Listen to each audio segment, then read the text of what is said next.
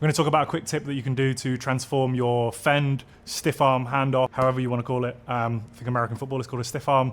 Rugby, maybe it's more called a Fend or a handoff. Okay, so obviously not for every situation, but this one might help you in certain situations on the mat.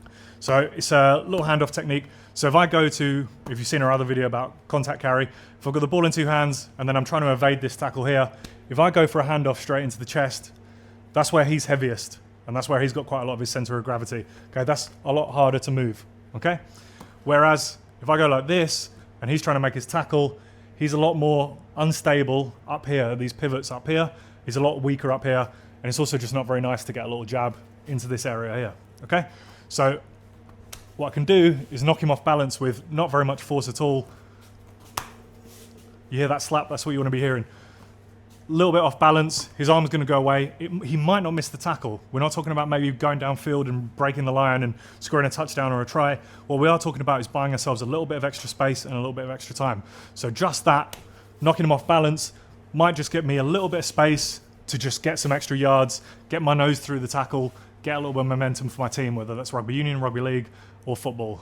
You always want the same thing, just space with the opponent. Like I said, so here, very different. Look, that's the same amount of force. He's not moving, whereas that's the same amount of force. I know he's exaggerating a little bit for the video, but he's obviously off balance. He's not going to be able to get in, lock into that tackle as quickly. So real simple thing we can just throw into a warm-up is getting two players a couple of meters apart. We're not going too hard, just practicing that. So if Teo's going to go for a left-hand step, he's going to get the ball far away from him, okay? Because we don't want the ball in this arm where it's going to be easy for Francois, the defender here, to lock onto it. So he's going to get the ball in the further arm. Just try and generate some space with the defender, okay? So on fait 3 ou 4, échange. C'est bon? Good. Reload. Good.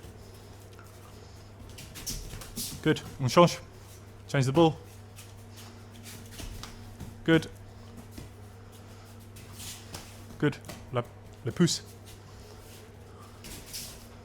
Okay. One more. Encore une.